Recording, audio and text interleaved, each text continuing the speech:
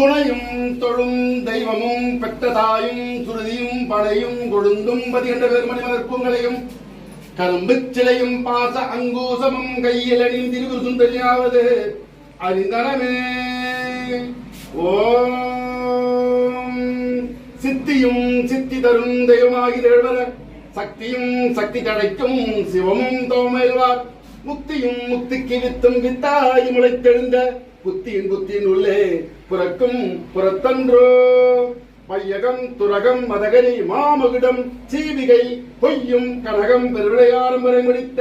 ஐயன் திருமலையால் அடித்தாமரை கண்பு முன்பு செய்யும் தோமுடியார் குழாய சின்னங்களே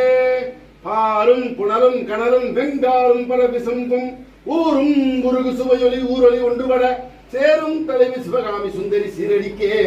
சாரும் தவம் உடையார் படையார் தனமில்லையே.